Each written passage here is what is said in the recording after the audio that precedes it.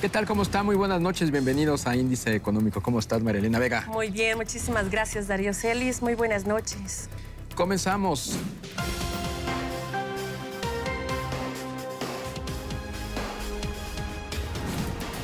Los aranceles en materia automotriz podrían posicionarse en un 2.5% ante la probable caída del TLC. Anuncian inversión en gasoductos para transportar gas natural.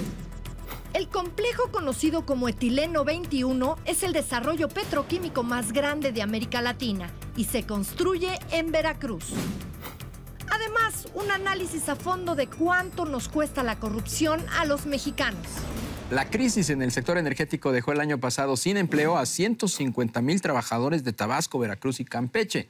De acuerdo con cifras del INEGI, en estas entidades petroleras, el desempleo repuntó en 2016 con respecto a la media nacional, que fue de 3.37%. Tabasco tuvo una desocupación de 7.59%, lo que equivale a unas 80,000 personas. Entre tanto, Campeche presentó una tasa de desempleo de 3.93%, que representa a 41,000 personas, mientras que Veracruz cerró con una tasa de 3.48% de desempleo, cifra que equivale a 11,000 personas. Cifras alarmantes y que nos mandan señales de que el petróleo simplemente dejó de ser la gallina de los huevos de oro para territorio mexicano. El doble remolque ocasionaría una mayor afluencia de trailers en México, así lo dejan ver el sector empresarial de mensajería y paquetería, y dicen que no va a solucionar la problemática de accidentes, sino por el contrario.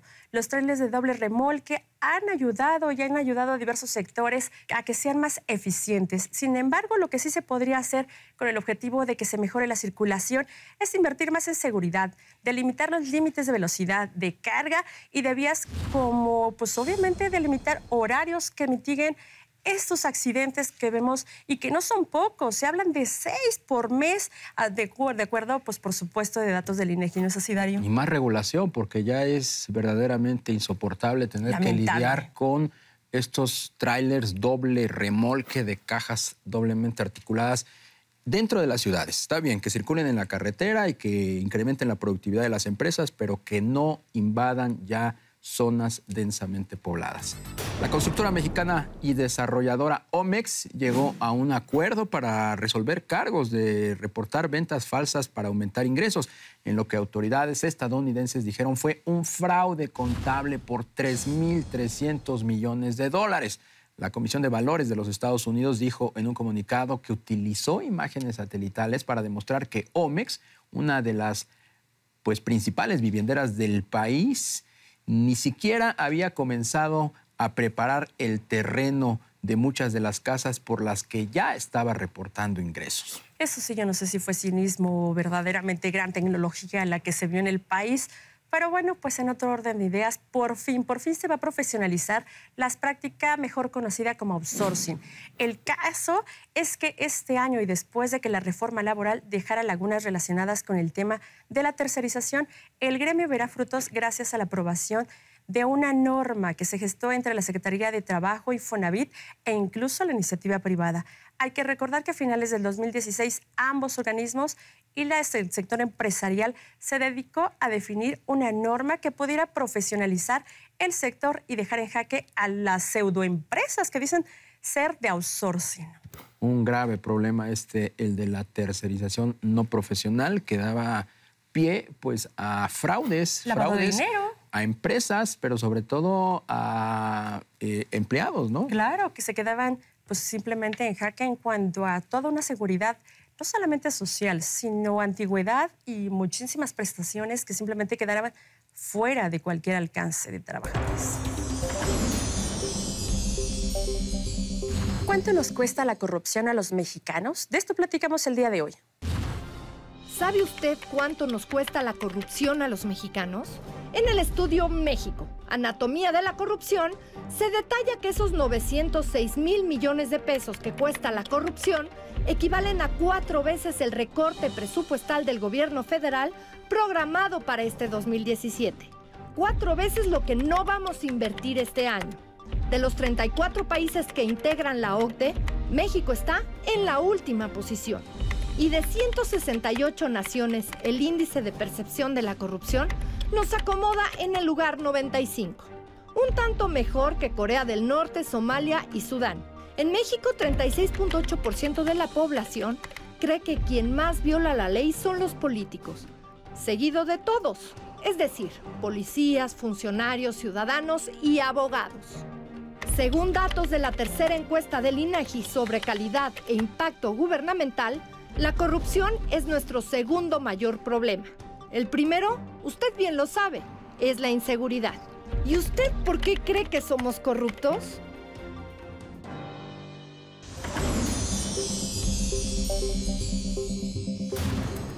El fenómeno de la corrupción es uno de los grandes males que padece este país y que ha obstaculizado el desarrollo, la competitividad de las empresas, simplemente pues el accionar diario del ciudadano que por una u otra razón siempre se ve de alguna manera impactado, influido o hasta en un momento dado pues impulsado en cometer actos de corrupción. Para hablar justamente de esto, nos acompaña esta noche el senador Mario Delgado, senador por Morena. ¿Cómo estás, Mario? Bienvenido. Hola, Darío. Gracias por la invitación. Hola, ¿qué tal? Muy buenas noches. Hola, María Elena. Buenas noches. Parecería que la corrupción, en lugar de limitarse, está desbocada. No hay manera de poner un control. ¿Qué es lo que nos depara como país si no logramos solucionar este cáncer que, pues, año con año va avanzando? Efectivamente, yo creo que está desbocada. Es una percepción, pero también hay datos, por ejemplo, de INEGI que así lo comprueban. Ahora, a mí me llama la atención, Darío, cómo ya incluso los organismos internacionales están llamando la atención sobre la corrupción en México y diciendo, si no arreglan esto, no va a haber crecimiento. El Fondo Monetario Internacional hace apenas algunos meses dijo que preocupaban de México el tema de la creciente deuda, la violencia y la corrupción. Si tú ves también los reportes de las calificadoras, ya meten el tema de la corrupción como uno de los focos rojos del país y también específicamente de la economía. Entonces, ¿a dónde vamos? Bueno, hay cálculos de que la corrupción le puede estar costando al país hasta 10 puntos del PIB, según el Banco Mundial. Entonces, de ese tamaño puede ser el problema que tenemos y, por supuesto, tú lo dijiste, afecta la competitividad, afecta la productividad, la confianza en el país y el día a día de los ciudadanos. Como senador, como economista, que es tu profesión, no se puede hacer nada a través de legisladores. Este no es un problema, desafortunadamente, no es un problema que lleve 1 año o 2 años. Esto, desafortunadamente, lleva años.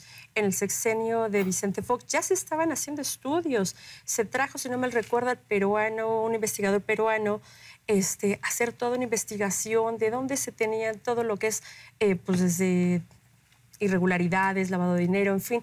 Y como que no pasó nada más allá del estudio. Sí, sigue sin pasar nada, es una impunidad muy grande.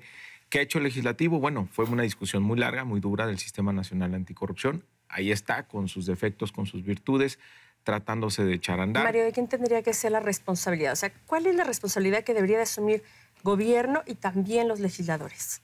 Bueno, los legisladores hacer esta parte de, por ejemplo, apurar ahora el nombramiento del fiscal y además asegurarnos que sea un proceso transparente y que se nombre un fiscal que sea verdaderamente independiente. La verdad es que le conviene ya a nuestro país. No podemos seguir con estos niveles de corrupción porque no solo se pone en riesgo el prestigio de un gobierno. Me parece que va más allá, se está poniendo en riesgo que la gente crea la economía, pero también que la gente crea en el sistema político que estamos teniendo, en nuestra democracia. Que la gente ahora ya duda absolutamente de todo el mundo, nos reprueba absolutamente a todos los políticos. Entonces creo que estamos llegando a niveles ya muy preocupantes. Tiene, insisto, que haber un liderazgo por parte del grupo gobernante, tiene que haber una vinculación que ha habido en los últimos años muy activa por parte de la sociedad civil y sí tenemos que construir pues estas fiscalías e instituciones suficientemente autónomas que se puedan juzgar casos de corrupción. Vemos muchos escándalos, pero no vemos a nadie que esté siendo juzgado. El tejido social también se está rompiendo con la corrupción. No es ya solamente una cuestión de que nos vean en el exterior como un país corrupto y esto nos afecte en nuestro grado de inversión, en nuestra competitividad y en nuestra productividad.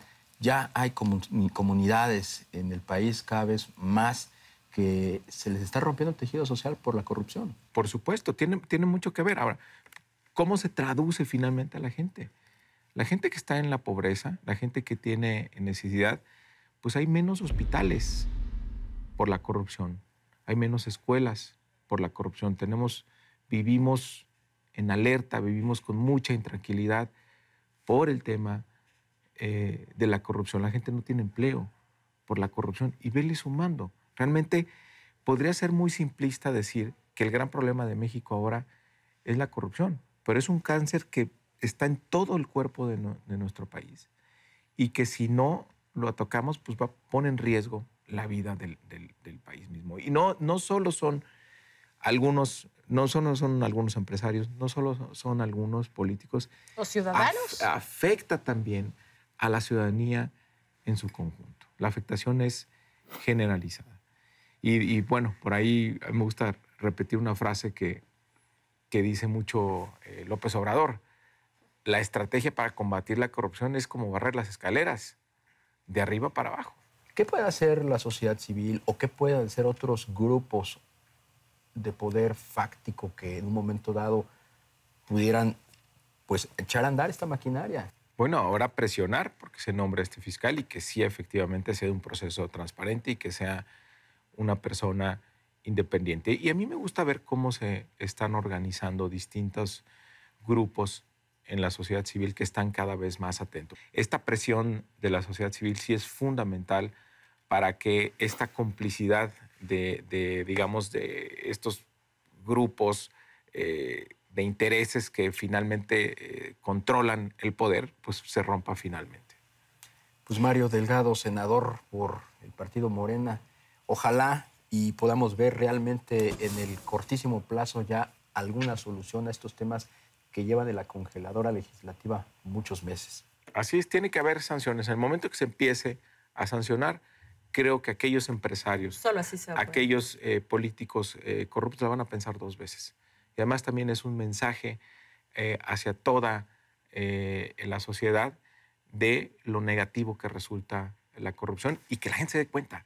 ¿Por qué no llegan los recursos públicos? ¿Por qué no llegan los programas sociales? ¿Por qué no llegan las carreteras? ¿Por qué no llegan los hospitales? Es por la corrupción. Y tenemos que acabar con eso. Si no, nuestro país no va a salir adelante.